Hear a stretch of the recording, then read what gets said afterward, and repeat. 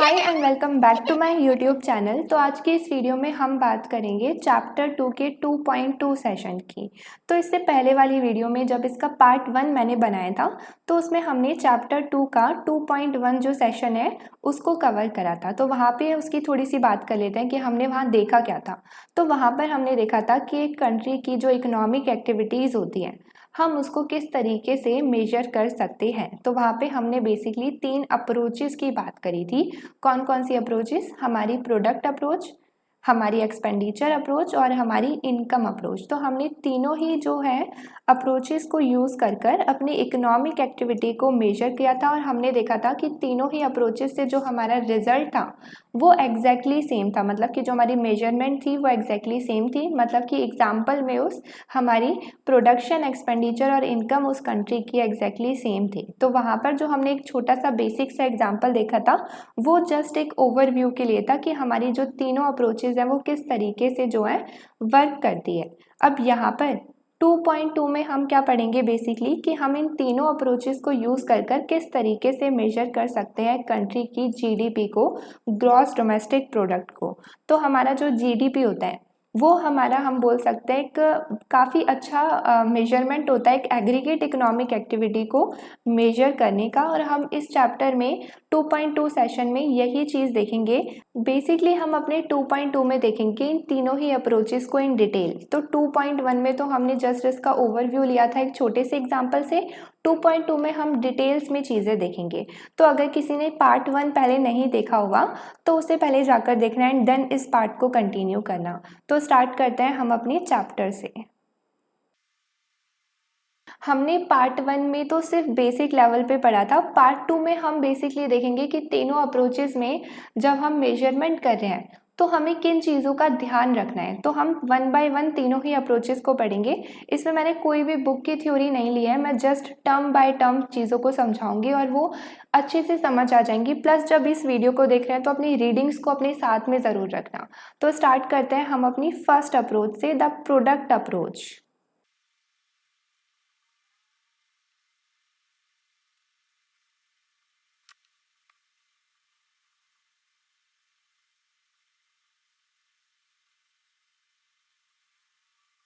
तो हमारी product approach basically क्या शो करती है? अगेन अगर बेसिक लैंग्वेज में बोले तो हमारी कंट्री के अंदर जितनी भी प्रोडक्शन हुई है एक पर्टिकुलर टाइम पीरियड के अंदर हम उसे मेजर करते हैं।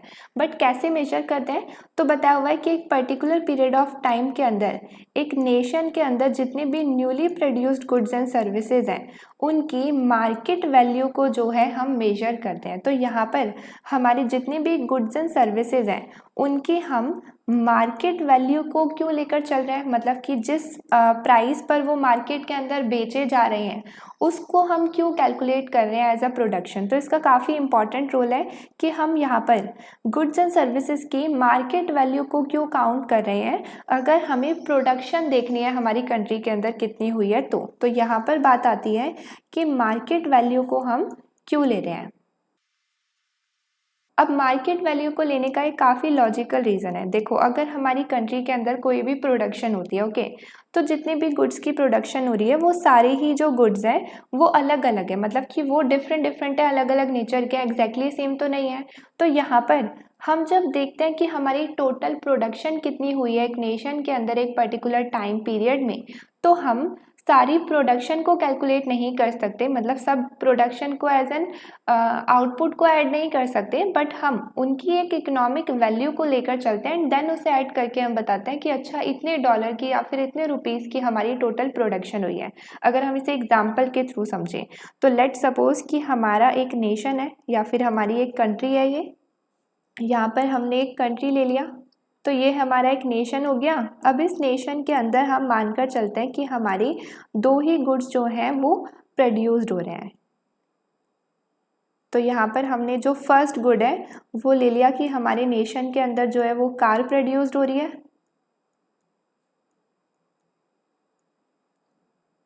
दूसरा हमने गुड ले लिया कि हमारे नेशन के अंदर जो है शूज़ प्रोड्यूस्ड हो रहे हैं।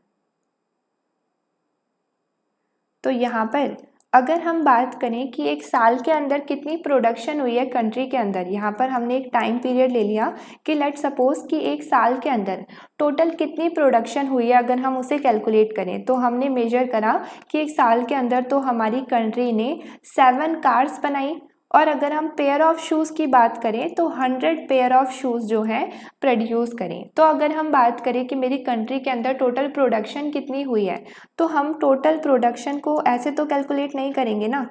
यहाँ पर अगर मैं टोटल प्रोडक्शन की बात कर रही हूँ तो मैं ऐसे तो नहीं मेजर करूँगी इसे कि 7 तो है कार प्रोड्यूस्ड हुई है प्लस हमारा 100 जो है पेयर ऑफ शूज़ प्रोड्यूस्ड हुए हैं, तो टोटल प्रोडक्शन जो है वो कितनी हुई है 107। तो ये जो है बिल्कुल भी कोई सेंस नहीं बनती इसकी, ये बिल्कुल ही अजीब आंसर है। हम बोले कि टोटल प्रोडक्शन कितनी हुई है 107, तो इसका कोई सेंस नहीं बनता।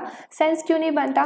क्योंकि दोनों ही जो गुड्स प्रोड्यूस्ड हो रहे हैं कंट्री के अंदर, एक नेशन के अंदर, वो डिफरेंट डिफरेंट नेचर के हैं, तो यहाँ पर इसका कोई सेंस नहीं बनता। ये कोई इकोनॉमिक वैल्यू को शो नहीं करता कि हम देख सके कि हमारी प्रोडक्शन कितनी हुई है।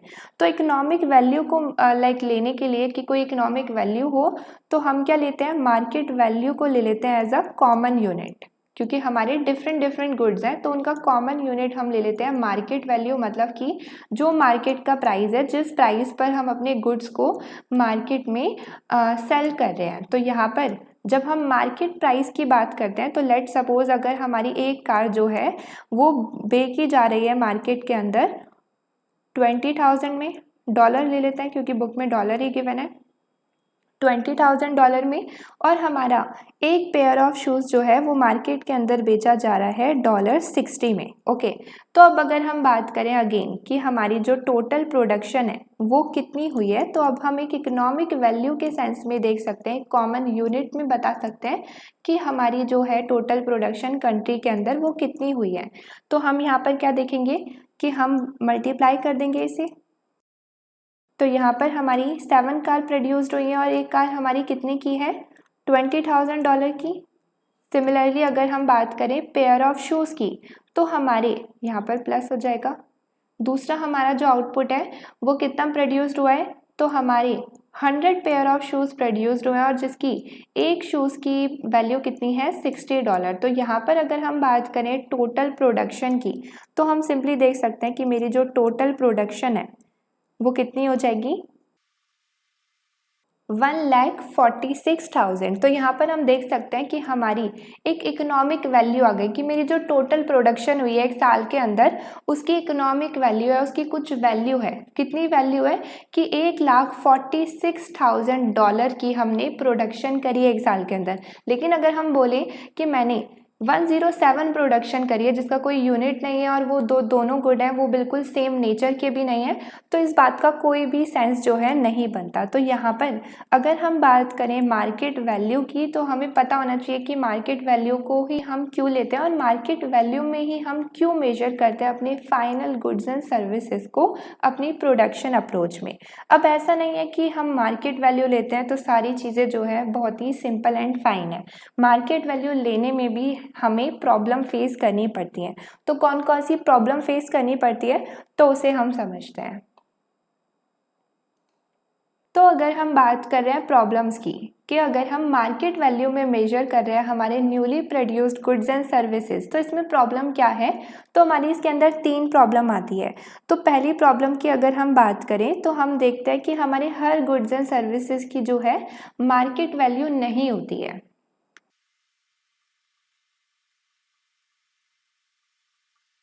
और ऐसा क्यों है कि उनकी मार्केट वैल्यू क्यों नहीं होती है, क्योंकि वो खरीदे और बेचे नहीं जाते एक मार्केट के अंदर। तो इसका हम ये भी रीज़न ले सकते हैं कि हमारे सारे ही गुड्स की मार्केट वैल्यू नहीं होती है, इसलिए क्योंकि वो मार्केट में बेचे ही नहीं जाते हैं।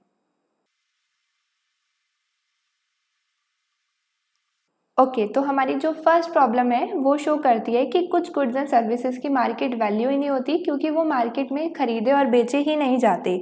तो उस केस में क्या करना चाहिए, तो आइडियली अगर हम देखें तो हमें जीडीपी को अपवर्ड जो है थोड़ा सा लेकर चलना चाहिए। लाइक जितनी भी हमने जीडीपी कैलकुलेट करी है उससे थोड़ी एक्स्ट्रा ले लें। बट अगर हम बात करें कि कितनी एक्स्ट्रा लें तो वो भी अगेन काफ़ी डिफ़िकल्ट है मेजर करना, क्योंकि अगेन हमारी मार्केट में तो वो चीज़ नहीं बेची जा रही, तो हम कितनी वैल्यू को लें क्या लें तो वो वो सारी मेजरमेंट काफ़ी डिफ़िकल्ट होती हैं। तो ऐसे जो हमारी non market goods and services हो रहे हैं, जो मार्केट के अंदर नहीं बेचे जा रहे, तो उसको सिंपली हम जीडीपी में एडजस्ट करने की बजाय उसको क्या कर देते हैं, इग्नोर, मतलब कि हम उसे जीडीपी में कंसीडर ही नहीं करते हैं। अगर हम इग्नोर की बात कर रहे हैं, दैट मीन्स कि हम उसे जीडीपी में जो है इंक्लूड नहीं करें। तो हमारी कौन सी ऐसी गुड्स एंड सर्विसेज हैं जिसको हम जीडीपी में इंक्लूड नहीं करें, जो मार्केट में खरीदे बेचे नहीं जाते हैं, जिसकी कोई भी मार्केट वैल्यू नहीं होती है। तो हमारी बुक में एग्जाम्पल गिवन है उसका, हमारी होम मेकिंग और चाइल्ड रियरिंग।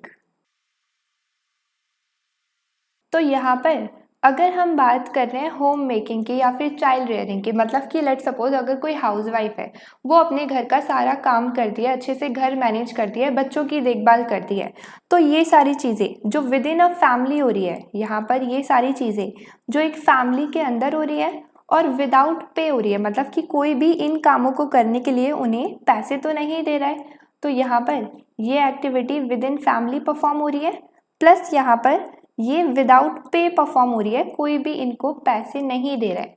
तो इन सारी चीज़ों को, इन सारी गुड्स एंड सर्विसेज को हम इंक्लूड नहीं करते हैं जीडीपी के अंदर।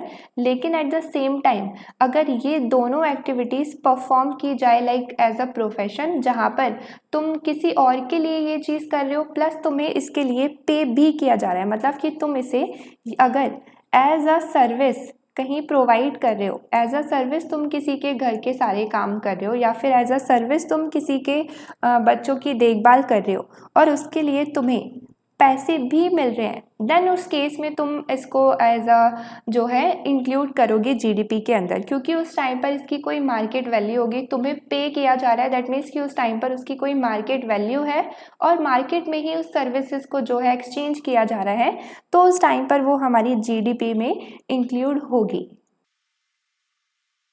तो अगर हम इसे एक बार समराइज करें तो हमारी फर्स्ट प्रॉब्लम क्या है अपनी मार्केट वैल्यू को लेने की, कि कुछ गुड्स एंड सर्विसेज की जो है मार्केट वैल्यू ही नहीं होती है। क्यों नहीं होती है? क्योंकि वो मार्केट में खरीदे बेचे ही नहीं जाते, इसलिए उनकी मार्केट वैल्यू, कोई मार्केट प्राइस नहीं होता। तो सिंपली क्या करें, उनको इग्नोर कर देते हैं सिंप्लिसिटी के लिए और उसको जीडीपी में इंक्लूड नहीं करते। तो यहाँ पर हमें एग्जांपल गिवन है कि लेट सपोज अगर कोई हाउसवाइफ अपने घर की देखभाल करती है या फिर अपने बच्चों की देखभाल करती है, तो ये जो भी चीज़ें हमारी with in a family perform हो रही है उसके लिए हमें कोई पैसे नहीं दे रहे हैं, तो हमें नहीं पता कि उस सर्विसेज की मार्केट वैल्यू क्या है, हम उसे सिंपली इग्नोर कर देंगे और जीडीपी में इंक्लूड नहीं करेंगे। But at the same time अगर सेम सर्विसेज, ये जो हम घर देख रहे हैं और बच्चे की देखभाल कर रहे हैं, अगर me as a mother perform नहीं कर रही है और अगर मी एज अ सर्विस मैं कहीं परफॉर्म कर रही हूँ, किसी को सर्विस प्रोवाइड कर रही हूँ, किसी और का घर देखभाल कर रही हूँ और किसी और के बच्चे देख रही हूँ और वो मुझे उसके बदले में पैसे दे रहे हैं, मुझे फीस दे रहे हैं, तो उस केस में जब ये मुझे पैसे दे रहे हैं दैट मीन्स कि इसकी कोई मार्केट वैल्यू है और ये हमारी जीडीपी में जो है इंक्लूड होगी। देन अगर हम बात करें इसी में एक और सेम चीज़, तो हमारी आती है कि जो हमें बेनिफिट रिसीव होते हैं, यहाँ पर जो हमें बेनिफिट रिसीव होते हैं क्लीन एयर और हमारे क्लीन वाटर के, उसको भी हम मेजर नहीं कर सकते मार्केट वैल्यू में। तो यहाँ पर हमें जो बेनिफिट रिसीव होते हैं क्लीन एयर एंड वाटर के, उसकी भी कोई जो है मार्केट वैल्यू नहीं होती है और उसको हमें काफ़ी डिफ़िकल्ट होता है मेजर करना। तो इस चीज़ को भी हम सिंपली जो है इग्नोर कर देते हैं और जीडीपी में इंक्लूड नहीं करते।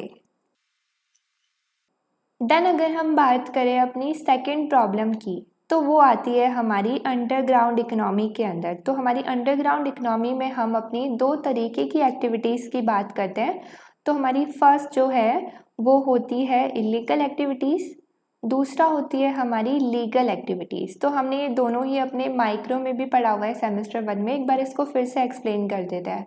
तो अगर हम बात करें लीगल एक्टिविटीज़ की, तो लीगल एक्टिविटीज़ में हमारे जितने भी बिजनेसेस होते हैं, चाहे छोटे हों चाहे बड़े हों, लीगल एक्टिविटीज़ अंडरग्राउंड इकोनॉमी में वो आती हैं जो हमारे बिजनेसेस रिकॉर्ड्स को हाइड करते हैं गवर्नमेंट से, ताकि उन्हें टैक्स ना देना पड़े।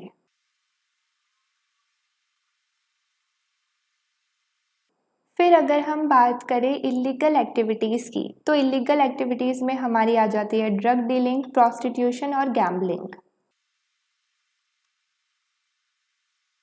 तो लीगल में अगर हम बात कर रहे हैं बिजनेसेस की जो अपने रिकॉर्ड्स को हाइड करते हैं गवर्नमेंट से ताकि उन्हें टैक्स ना देना पड़े, तो इसमें हम इसे एग्जाम्पल के थ्रू समझ सकते हैं। लेट सपोज कि अगर कोई कोचिंग इंस्टीट्यूट है, तो basically let suppose coaching institute की हम बात करें, तो अगर हम एक हाई फाई इंस्टीट्यूट की बात कर लेते हैं, लेट सपोज नारायणा की, तो नारायणा जो है वो इंस्टीट्यूट है, सबको पता है और काफ़ी फेमस भी है। तो ऑब्वियसली जो वो रेवेन्यू अर्न करता होगा उसके रिकॉर्ड्स गवर्नमेंट के पास भी होंगे, प्लस वो अपने रेवेन्यू में से जो है टैक्स भी पे करता होगा। लेकिन अगर हम बात करते हैं अंडरग्राउंड इकोनॉमी में, अगर कोई बिजनेस है जो रिकॉर्ड हाई नहीं कर रहा है, तो उसमें अगर हम कोचिंग इंस्टीट्यूट की बात करें, तो लेट सपोज कि मैं हूँ एक पर्सन और मैंने अपने घर के अंदर जो है कोचिंग इंस्टीट्यूट जो है ओपन कर लिया। गवर्नमेंट को उसके बारे में कुछ नहीं पता, किसी को कुछ भी नहीं पता है। तो यहाँ पर जो भी मैं रेवेन्यू जो है जनरेट कर रही हूँ, जो भी स्टूडेंट मुझे पे कर रहे हैं एज अ फ़ी, जो मैं उन्हें अपनी सर्विस प्रोवाइड कर रही हूँ, जो मुझे फीस पे कर रहे हैं, उसका कोई भी रिकॉर्ड जो है मैं गवर्नमेंट को शो नहीं कर रही, क्योंकि कोई ऑनलाइन जो है पेमेंट नहीं चल रही है। मैं उनसे थ्रू कैश जो है रेवेन्यू ले रही हूँ, फीस ले रही हूँ। तो जो भी सारी ट्रांजेक्शन हो रही है उसका कोई भी रिकॉर्ड नहीं है गवर्नमेंट के पास। और मैं ऐसा क्यों कर रही हूँ? ताकि मेरे जो है पैसे बच जाए और मुझे टैक्स ना देना पड़े। तो यहाँ पर हमारी लीगल एक्टिविटीज़ में बेसिकली वो सारी चीज़ें आती हैं। जैसे लेट सपोज कि कोई एक शॉप है, ओके, तो वो जो शॉप है हो सकता है कि वो महीने के काफ़ी ज़्यादा रेवेन्यू को अर्न कर रही हो, बट लेकिन उसने गवर्नमेंट को रिकॉर्ड नहीं शो किया हुआ ताकि वो अगेन टैक्सेस को पे ना करे। और गवर्नमेंट को रिकॉर्ड क्यों नहीं शो करा? क्योंकि सारी ही चीज़ें जो हैं मनी के टर्म्स में हो रही है, थ्रू कैश हो रही है, हैंड टू हैंड हो रही है, गवर्नमेंट के पास कोई भी रिकॉर्ड नहीं है। तो ये सारे जो बिजनेसेस हैं ये आते हैं हमारे लीगल के अंदर। अब यहाँ पर अगर बात करें कि ये हमारी जीडीपी में इंक्लूड होने चाहिए कि नहीं होने चाहिए, तो सिंपल सी बात है, अगर हम बात कर रहे हैं ऐसी एक्टिविटीज़ की, तो हम देख रहे हैं कि इसका जो डेटा है गवर्नमेंट के पास कोई रिकॉर्ड तो है नहीं, तो मेजरमेंट करना तो काफ़ी डिफ़िकल्ट है। लेकिन इंक्लूड तो होना चाहिए क्योंकि यहाँ पर भी हमारी प्रोडक्शन और सर्विसेज तो हो रही हैं। तो इस केस में हम क्या करते हैं, अपनी जीडीपी में एडजस्टमेंट करते हैं। लीगल एक्टिविटीज़ को मेजर करने के लिए हम क्या करते हैं, मेजर तो कर नहीं पाते क्योंकि डिफ़िकल्ट होता है, बट हम खुद ही अपने अंदाजे से जो है एडजस्टमेंट करते हैं जीडीपी के अंदर।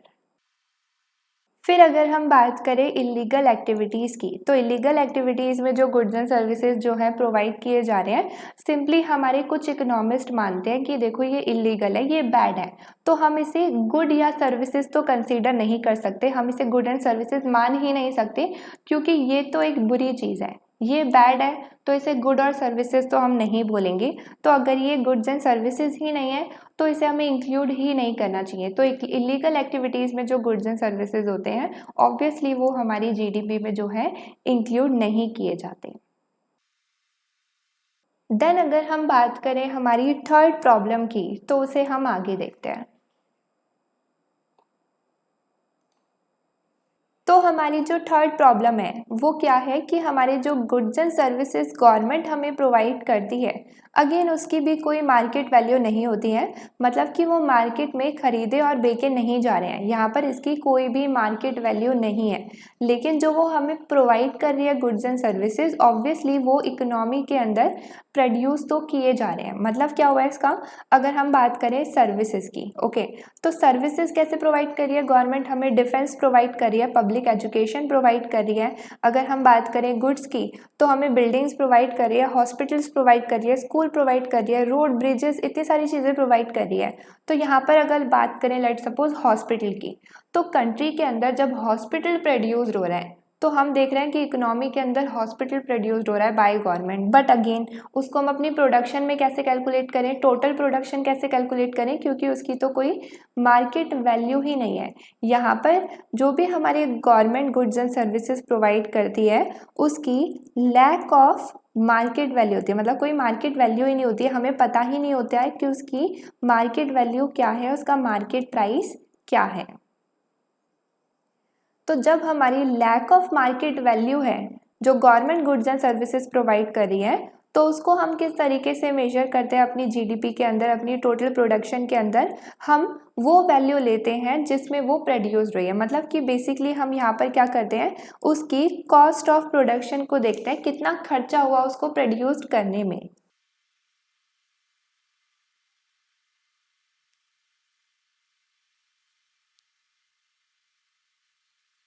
तो यहाँ पर हम अपने गवर्नमेंट का कंट्रीब्यूशन कैसे देखते हैं जीडीपी के अंदर, हम उन्हें वैल्यू करते हैं as their cost of production. जितना भी उनको प्रोड्यूस करने में खर्चा हुआ उसको हम एज अ वैल्यू लेकर चलते हैं और उसी को हम जो इनकी कॉस्ट ऑफ प्रोडक्शन होती है, जो भी गुड्स एंड सर्विसेज हमारी गवर्नमेंट हमें प्रोवाइड करती है, उसी वैल्यू को हम इंक्लूड करते हैं अपनी जीडीपी के अंदर। ओके तो यहाँ पर हमारी मार्केट वैल्यू का जो पॉइंट है वो ओवर होता है। उसके बाद अगर हम सेकंड पॉइंट की बात करें हमारी प्रोडक्शन अप्रोच में, तो आती है कि हमारी प्रोडक्शन अप्रोच में हम सिर्फ newly produce goods and services को ही इंक्लूड करते हैं।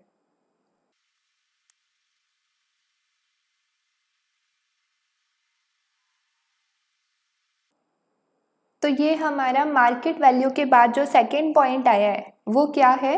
पहला तो था कि मार्केट वैल्यूज हम लेते हैं गुड्स एंड सर्विसेज की, और जो बाकी 3 प्रॉब्लम्स थी हमने वो देखी। उसके बाद हम बात करते हैं कि सिर्फ हम newly produce goods and services को ही इंक्लूड करते हैं। इसका क्या मतलब हुआ, इसको हम सिंपली ऐसे भी बोल सकते हैं कि अगर हम किसी गुड्स एंड सर्विसेज को इंक्लूड कर रहे हैं तो जब वो प्रोड्यूस्ड हुए तभी हम उन्हें सिर्फ एक बार इंक्लूड करेंगे, उसके बाद बार बार इंक्लूड नहीं करेंगे। तो अगर लेट सपोज इसे एग्जाम्पल के थ्रू समझे, तो मान लो कि यहाँ पर एक जो है कार जो है वो न्यूली प्रोड्यूस्ड हुई है अभी अभी। तो यहाँ पर ये अभी अभी प्रोड्यूस्ड हुई हमारी ये कार, और इसको मार्केट में जो है बेच दिया गया।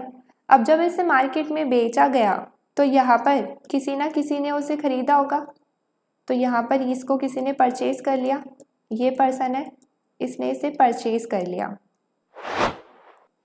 तो जब ये यहाँ पर न्यूली प्रोड्यूस्ड हुई, यहाँ पर जब ये न्यूली प्रोड्यूस्ड हुई कार फर्स्ट टाइम, तो यहाँ पर हमने इसे ऑलरेडी एक बार जीडीपी में एज अ प्रोडक्शन इंक्लूड कर लिया कि हमारी जो है प्रोडक्शन इंक्रीज हुई है। तो यहाँ पर जब ये न्यूली प्रोड्यूस्ड हुई, पहली बार प्रोड्यूस्ड हुई, जब हमारी ये कार न्यूली प्रोड्यूस्ड हुई तो हमने इसे ऑलरेडी इंक्लूड कर लिया जीडीपी के अंदर। देन इसको किसी ने खरीद लिया, उसने कुछ साल इसको चलाया और उसके बाद उसे लगा कि वो कोई और कार परचेज कर लेगा, या फिर फॉर सम रीज़न उसने सोचा कि अब मैं इसे बेच देता हूँ। तो जब इसने सोचा कि मैं इस कार को अब आगे बेच देता हूँ तो इसने इस कार को ऑन सेल जो है रख दिया, और यहाँ पर एक मिडल मैन को जो है दे दिया कि तुम मेरी डील कराओ, मैं इसे आगे बेचना चाहता हूँ और तुम मेरी हेल्प करो इसे आगे बेचने में। तो इसने एक मिडल मैन को जो है एक तरीके से बोलो कॉन्ट्रैक्ट दे दिया कि मेरी हेल्प करो आगे बेचने के लिए। और मिडिल मैन का काम ही यही होता है ताकि वो लाइक डील कराता है जो 2 लोगों के बीच में। तो यहाँ पर इसने मिडिल मैन को कार दे दी और इसे बोला कि इसे आगे बेच दो, तो ये अगेन ऑन सेल फिर से हो गई। यहाँ पर अब ये न्यूली प्रोड्यूस नहीं है, यहाँ पर तो ये न्यूली प्रोड्यूस थी, पहली बार प्रोड्यूस्ड हुई और पहली बार ही किसी ने खरीद ली जब बेचा गया इसे। लेकिन यहाँ पर ये न्यूली प्रोड्यूस नहीं है, यहाँ पर हम इसे बोल सकते हैं कि अब ये सेकंड हैंड कार हो गई, किसी ने इसे यूज़ करा है और दोबारा से आगे बेचा जा रहा है। तो यहाँ पर ये सेकंड हैंड कार है, यहाँ पर ये सेकंड हैंड कार है।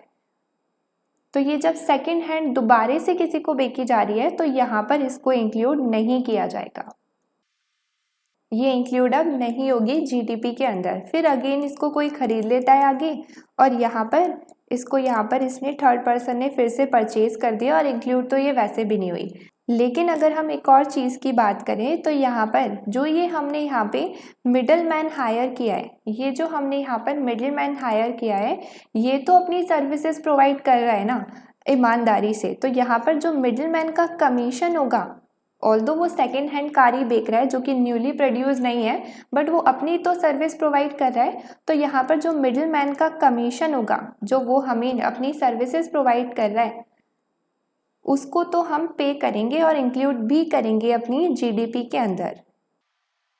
तो यहाँ पर जो इन्होंने ये सर्विस प्रोवाइड करी है इसको हम इंक्लूड करेंगे।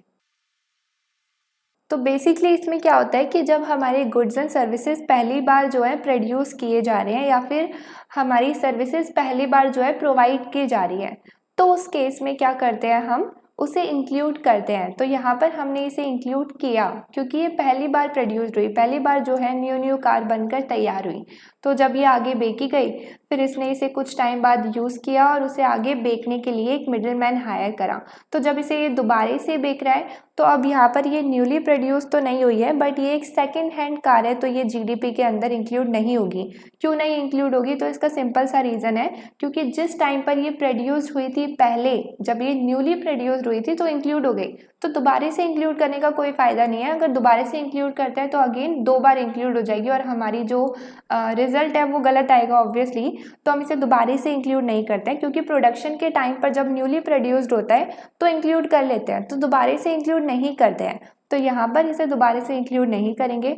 बट अगर हम बात करें मिडल मैन जो हमने हायर किया है, तो उसकी जो सर्विस है वो तो न्यू है, तो उसका हम कमीशन जो उसे हम पे कर रहे हैं वो हम इंक्लूड करेंगे। तो यहाँ पर जो हमारी सर्विसेज की मार्केट वैल्यू है उसको हम इंक्लूड करेंगे जीडीपी के अंदर, और सेकेंड हैंड कार की जो वैल्यू है, मार्केट प्राइस है, उसको इंक्लूड नहीं करेंगे।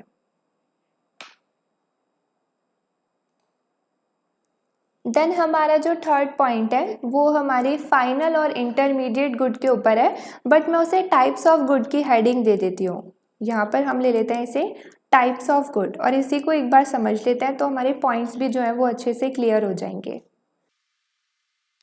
तो अगर हम बात करें टाइप्स ऑफ गुड्स की, तो इसके अंदर हम बेसिकली 2 कैटेगरीज की बात करेंगे। एक होता है हमारे फाइनल गुड्स और एक होता है हमारे इंटरमीडिएट गुड्स।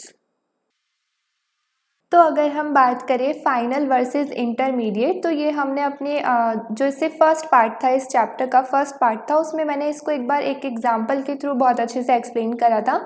बट यहाँ पर हम एग्जांपल के थ्रू नहीं बात करेंगे, बट और थोड़े बहुत एग्जांपल देखेंगे और इसे और डिटेल में देखेंगे। तो पहले अगर वो वीडियो नहीं देखी हो तो वहाँ पर पहले वो एग्जाम्पल समझना एंड देन फिर यहाँ पर आना।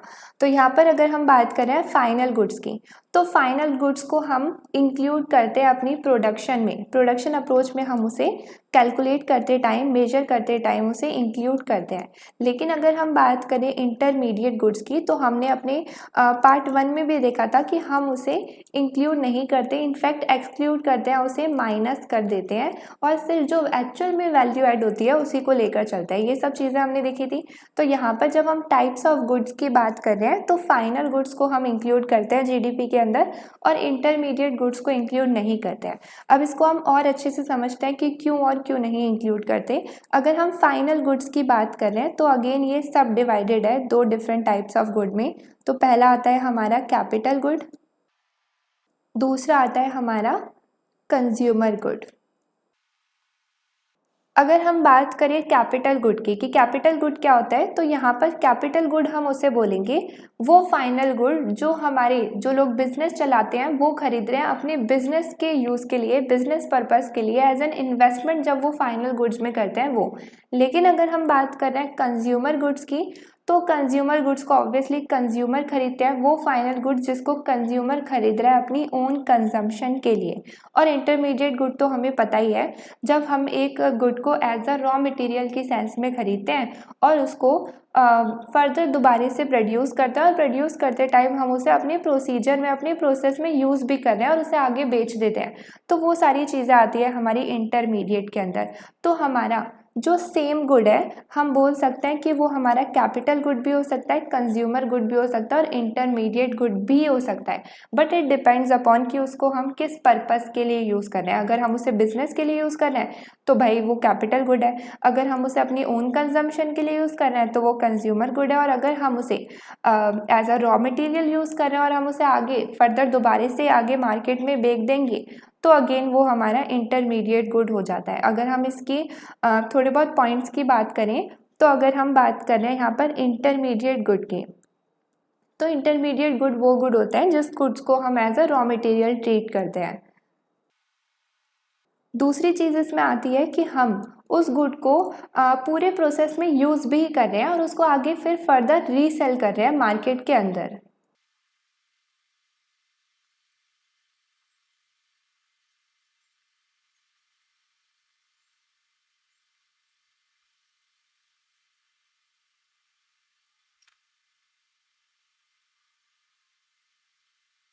ओके तो यहाँ पर हमने तीनों को ही मैंने एक बार एक्सप्लेन कर दिया है। अगर हम बात कर रहे हैं कंज्यूमर गुड्स की, तो जो गुड मैं अपनी पर्सनल कंजम्पशन के लिए खरीद रही हूँ वो मेरा हो गया कंज्यूमर गुड, वो फाइनल गुड मेरा हो गया कंज्यूमर गुड।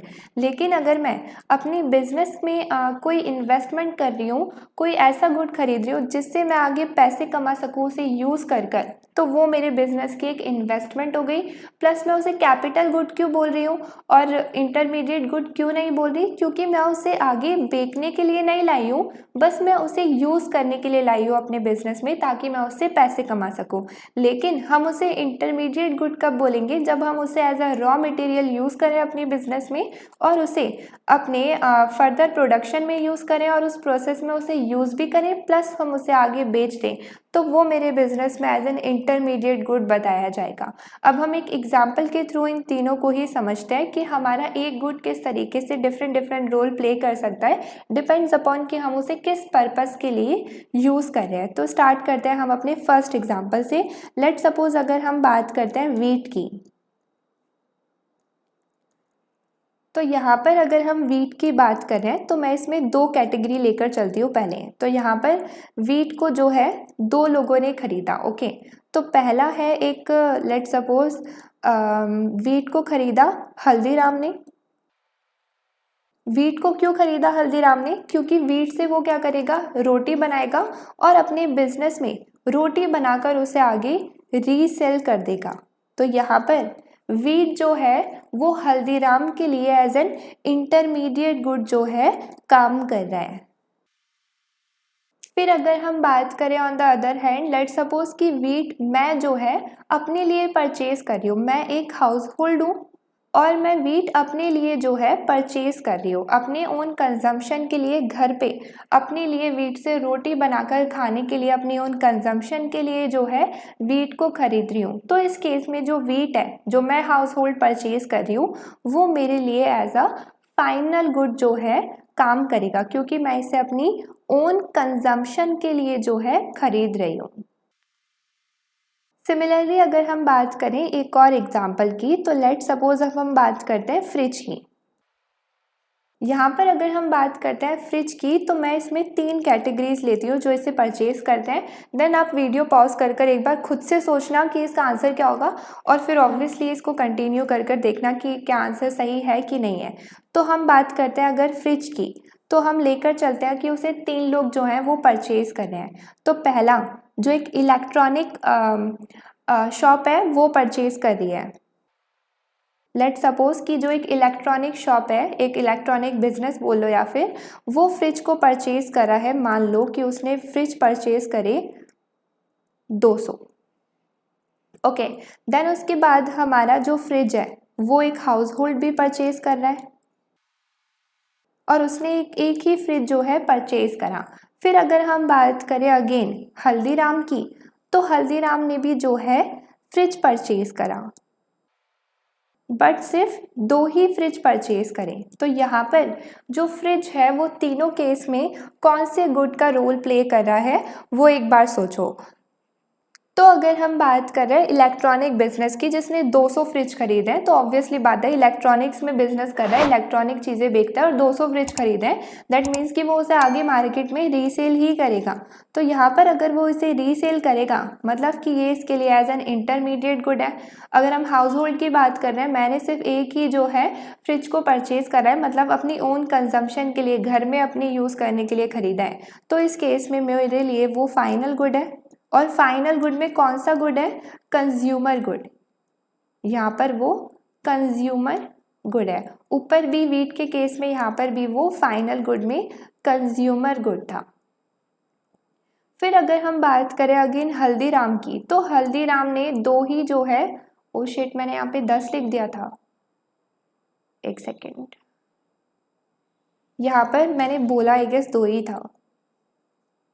तो यहाँ पर अगर एक हल्दीराम दो ही जो है फ्रिज खरीदता है, तो उस केस में हल्दीराम आगे बेचने के लिए तो नहीं खरीद रहा, अपने बिजनेस में खरीद रहा है। हो सकता है कि वहाँ पर जो वो पेस्ट्रीज या फिर कोल्ड ड्रिंक सर्व करता हो, बेचता हो, उनके लिए उसने फ्रिज जो है रखा है ताकि वो ठंडी रहे, खराब ना हो।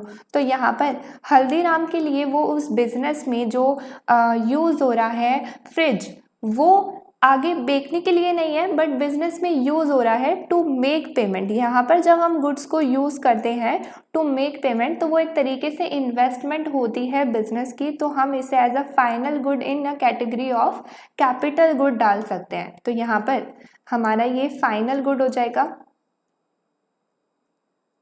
किस कैटेगरी में, हमारी कैपिटल गुड में। ये एक तरीके से बिजनेस की इन्वेस्टमेंट है, आगे फर्दर बेचने के लिए नहीं है बट इससे यूज़ करके बिजनेस में पैसा कमाने के लिए है। तो यहाँ पर हम देख सकते हैं कि हमारे जो कैपिटल गुड होते हैं वो ऑब्वियसली हमारी जीडीपी में इंक्लूडेड होते हैं क्योंकि वो फाइनल गुड के अंदर आते हैं, और कंज्यूमर गुड्स भी होते हैं, बट हमारे जो इंटरमीडिएट गुड्स होते हैं वो इंक्लूड नहीं होते। और वो क्यों इंक्लूड नहीं होते, तो ये मैंने अपनी फर्स्ट पार्ट में बताया था, तो वहाँ पर जाकर हम देख सकते हैं, क्योंकि इससे हमारी डबल काउंटिंग की जो है प्रॉब्लम अराइज होती है।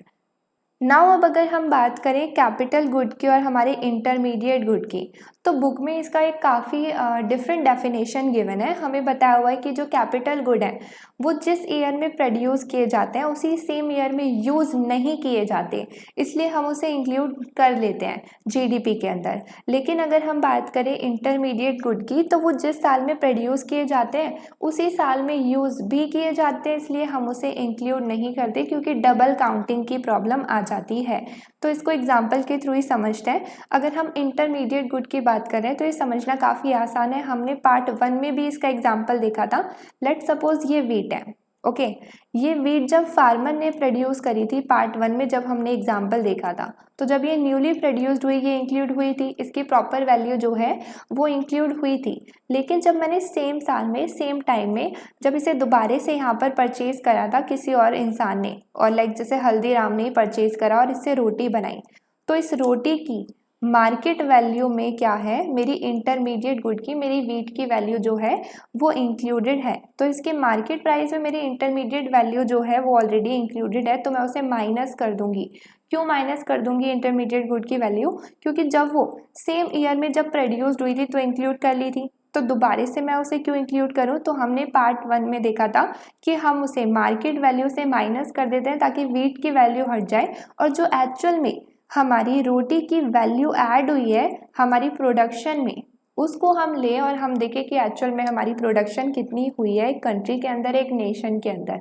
तो यहाँ पर अगर हम बात करें नॉट इंक्लूडेड की, तो वो क्यों इंक्लूड नहीं होती है, क्योंकि जब वो प्रोड्यूस हुई तो वो हमारी काउंट हो गई थी, दोबारा से काउंट नहीं करेंगे। सेम ईयर में अगर रोटी भी बनाकर बेच रहे हैं तो उसमें से हम वीट की वैल्यू को निकाल देंगे, तो इसलिए वो इंक्लूड नहीं होती, क्योंकि डबल काउंटिंग की प्रॉब्लम जो है वो आती है।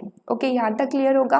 फिर अगर हम बात करें कैपिटल गुड की, तो इसका ऑब्वियसली काफ़ी डिफरेंट नेचर है इंटरमीडिएट गुड्स से। इंटरमीडिएट गुड्स में बिजनेस जो है वो इसलिए गुड्स को खरीद रहे हैं ताकि उन्हीं गुड्स में वो फर्दर थोड़ी सी और प्रोडक्शन कर सके और उसे आगे बेच सके मार्केट के अंदर।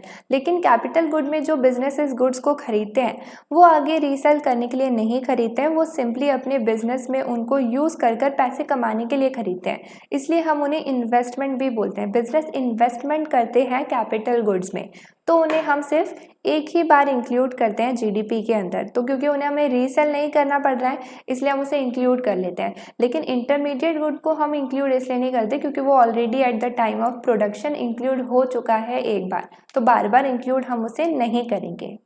फिर अगर हम बात करें एक और टर्म की, तो हमारी बुक में गिवन है इन्वेंट्री इन्वेस्टमेंट। तो अगर हम बात कर रहे हैं इन्वेंट्री इन्वेस्टमेंट की, तो हम बोल सकते हैं कि जिस अमाउंट से हमारी इन्वेंट्री साल के अंदर इंक्रीज हुई है उसको हम बोलते हैं इन्वेंट्री इन्वेस्टमेंट, कि हमने इन्वेंट्री में हमने अपने स्टॉक में इन्वेस्टमेंट करी है, तो उसको हम as a raw material treat नहीं करते, एज अ इन्वेस्टमेंट जो है ट्रीट करते हैं।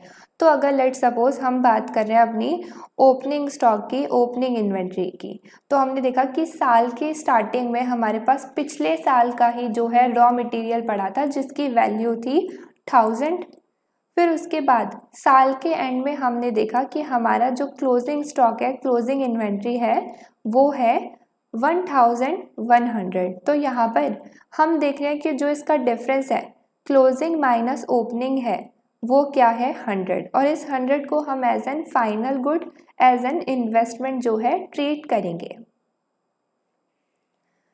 अब इसका क्या मतलब हुआ, तो एग्जाम्पल के थ्रू ही समझते हैं। लेट सपोज हल्दीराम जो है वो रोटी को ही प्रोड्यूस करता है, उसे ही बेचता है। तो यहाँ पर हमें रोटी बनाने के लिए वीट चाहिए होगा। ओके, तो वीट हमने देखा कि हमारे पास पिछले साल का ही जो है ओपनिंग स्टॉक पड़ा था 1000, जिसकी वैल्यू थी, मतलब उसकी इकोनॉमिक वैल्यू जो थी वो 1000 थी। फिर हमने साल में वीट को यूज़ करा एज अ रॉ मटेरियल और उससे रोटी बनाई और आगे बेची। लेकिन हमने देखा कि हमारा जो साल के एंड का स्टॉक बच गया, जो हमारा रॉ मटेरियल बच गया, उसकी क्या वैल्यू थी, वो थी हमारी 1100। तो हमने जब इसका डिफरेंस देखा, हमारा क्लोजिंग स्टॉक माइनस हमारा ओपनिंग स्टॉक, तो वो था हमारा 100।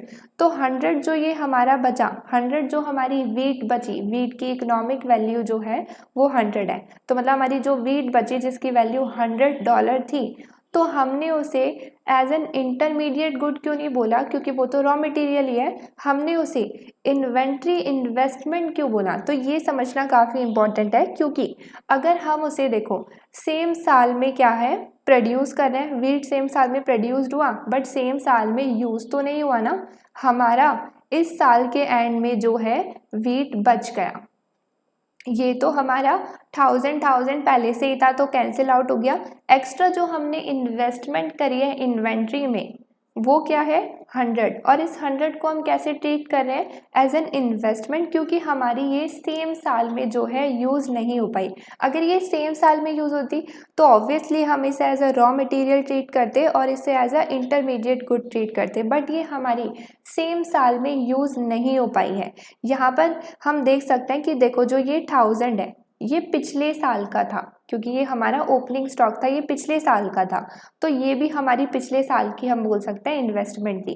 फिर अगर हम बात करें यहाँ पर 110 की, तो 110 में हम क्या देख रहे हैं कि हमारे में 110 में 1000 जो है वो तो ऑलरेडी पिछले साल की इन्वेस्टमेंट थी, तो हमारी इस साल की जो इन्वेंट्री इन्वेस्टमेंट है वो कितनी हो गई, इसका डिफरेंस। और हम इसे इन्वेस्टमेंट क्यों बोल रहे हैं, क्योंकि हमने सेम साल में जब इसे खरीदा तो हमने इसे आगे प्रोड्यूस नहीं करा, मतलब वही लॉजिक है कि सेम साल में प्रोड्यूस्ड हुआ और सेम साल में यूज़ नहीं हो रहा है, तो हम इसे इंक्लूड करेंगे यहाँ पर। जब हम इसे सेम साल में प्रोड्यूस करके सेम साल में यूज़ नहीं कर पा रहे हैं, तो यहाँ पर हम इसे इंक्लूड करेंगे जीडीपी के अंदर। और इंक्लूड कैसे करेंगे, हम इसे बोलेंगे कि ये हमारी इन्वेस्टमेंट है बिजनेस की, रॉ मटेरियल इंटरमीडिएट गुड नहीं है, ये हमारी इन्वेस्टमेंट है बिजनेस की। अगर ये सेम साल में यूज़ हो जाती तो हम इसे इंक्लूड नहीं करते और हम इसे as an intermediate good, as a raw material treat करते, बट हम इसे यूज़ नहीं कर पाए, ये बच गई, अगले साल यूज़ करेंगे। तो सेम साल में प्रोड्यूस्ड हुआ और सेम साल में यूज़ नहीं हो रहा है, अगले साल में यूज़ होगा, तो ये हमारी बिजनेस की इन्वेस्टमेंट है। तो यहाँ पर हम इसे इन्वेंट्री की इन्वेस्टमेंट बोलेंगे, ना कि हमारा इंटरमीडिएट गुड बोलेंगे। तो इन्वेंट्री इन्वेस्टमेंट हमारी जो है इंक्लूड होती है। इन्वेंट्री इन्वेस्टमेंट में हमारे वो स्टॉक आते हैं जो सेम साल में प्रोड्यूस्ड हुए हैं बट सेम साल में यूज़ नहीं हो पाए, तो वो हमारी इन्वेंट्री इन्वेस्टमेंट है। आई होप कि ये क्लियर होगा।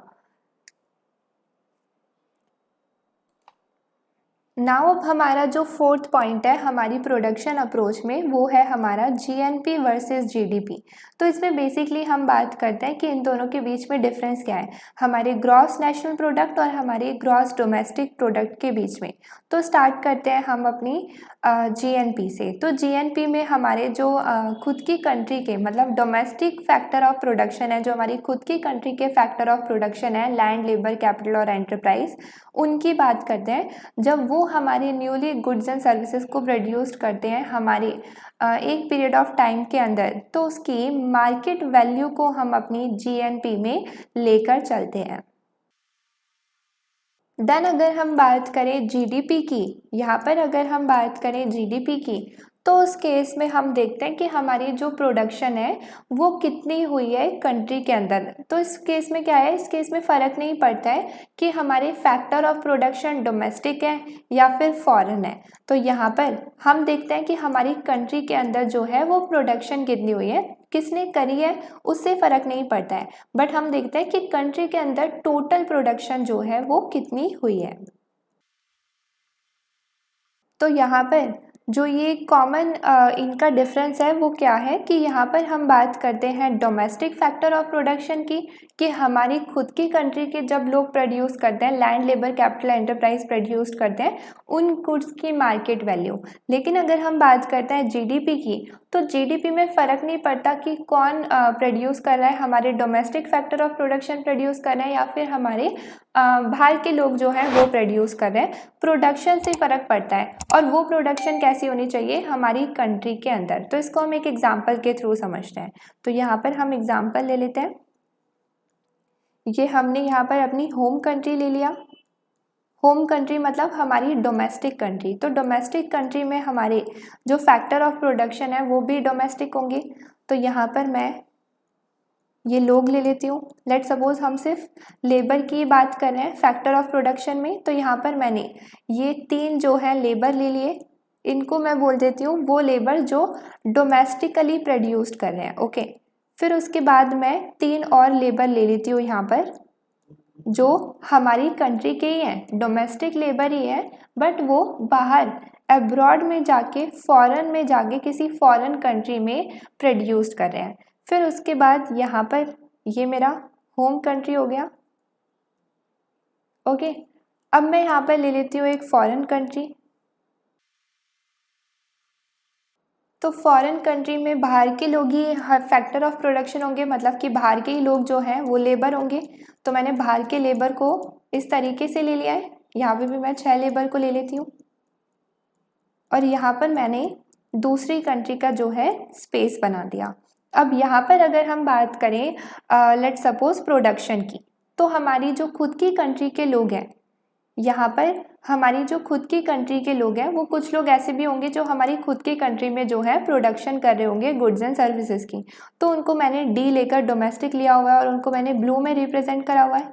तो ये 3 लोग हमारी खुद की कंट्री में जो है प्रोड्यूस कर रहे हैं। उसके बाद जो हमारे एक और हमारी खुद की कंट्री के लोग हैं जो बाहर जाके प्रोड्यूस कर रहे हैं, उनको मैंने ग्रीन में ले लिया। तो वो यहाँ पर प्रोड्यूस कर रहे हैं, किसी फॉरेन कंट्री में जाके प्रोड्यूस कर रहे हैं। फिर अगर मैं बात करूँ फॉरेन की, तो यहाँ के जो लोग हैं वो अगेन कुछ अपनी कंट्रीज़ में प्रोड्यूस कर रहे होंगे और कुछ बाकियों की कंट्रीज़ में प्रोड्यूस कर रहे होंगे, जिसमें से हमारी भी एक कंट्री है और वो लोग यहाँ पे भी प्रोड्यूस कर रहे हैं। अब अगर हम बात करते हैं लेट सपोज जीएनपी की, ग्रॉस नेशनल प्रोडक्ट की, तो इसमें हमने क्या देखा कि हम इसमें कैलकुलेट करते हैं कि हमारे गुड्स एंड सर्विसेज जो हैं वो कितने प्रोड्यूस्ड हुए हैं, उनकी मनी वैल्यू, और उन गुड्स एंड सर्विसेज को कौन प्रोड्यूस कर रहा है, हमारे डोमेस्टिक फैक्टर ऑफ प्रोडक्शन, हमारी खुद की कंट्री के लोग। और हमारे यहाँ पर डोमेस्टिक फैक्टर ऑफ प्रोडक्शन कौन है, ये यहाँ पर हमने इन्हें डोमेस्टिक फैक्टर ऑफ प्रोडक्शन लिया हुआ है, हमारी खुद की कंट्री के लेबर हैं ये।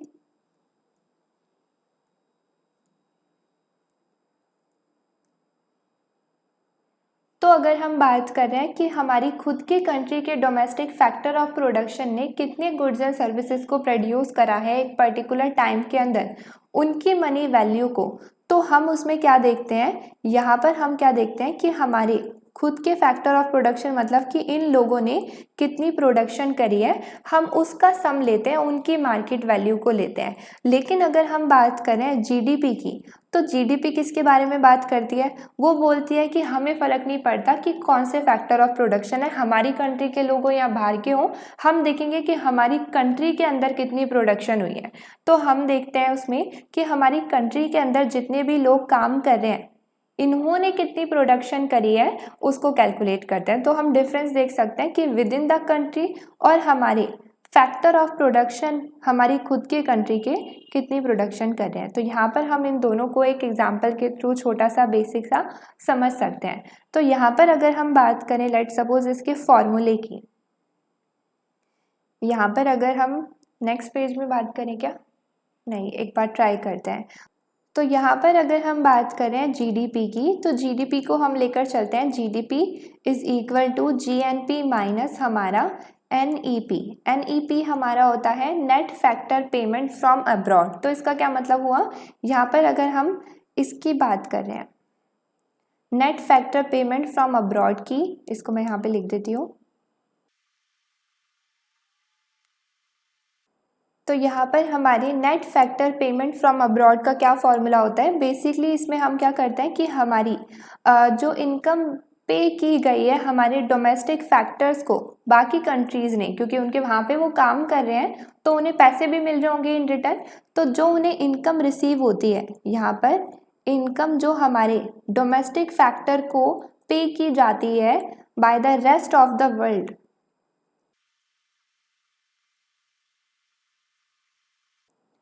उससे हम माइनस कर देते हैं हमारी इनकम जो हम पे कर रहे हैं बाहर के लोगों को जो हमारी कंट्री में काम कर रहे हैं।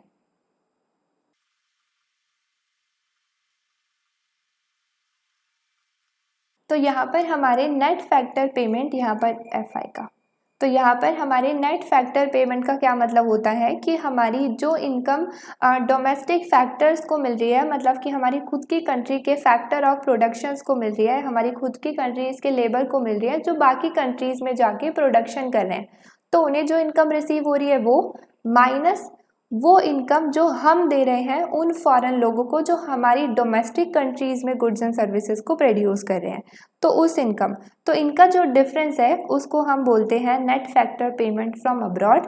और यहाँ पर अगर हम बात करें जीडीपी की, तो जीडीपी का फॉर्मूला होता है जीएनपी माइनस हमारा एनएफपी। अब इसका हम सेंस भी देख सकते हैं, अगर मैं इसको एक बार याद रखना है, इसी एग्जाम्पल के थ्रू मैं इसे एक्सप्लेन करने का ट्राई करूँगी। तो यहाँ पर अगर हम फॉर्मूले की बात करें तो हमारा जीडीपी इज इक्वल टू क्या है, जीएनपी माइनस में हमारा एनएफपी।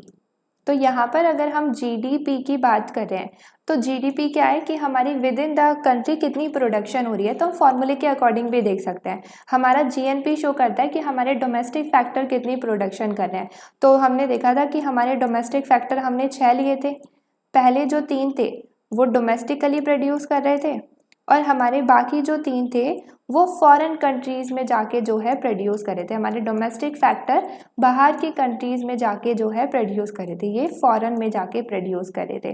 फिर अगर हम बात करें एनएफपी की, तो एनएफपी में हम क्या करते हैं, हम पहले देखते हैं कि हमारे जो डोमेस्टिक फैक्टर बाहर जाके प्रोड्यूस कर रहे हैं उनको जो फैक्टर पेमेंट मिलती है वो, तो जो बाहर जाके प्रोड्यूस कर रहे थे वो अगेन यही 3 थे।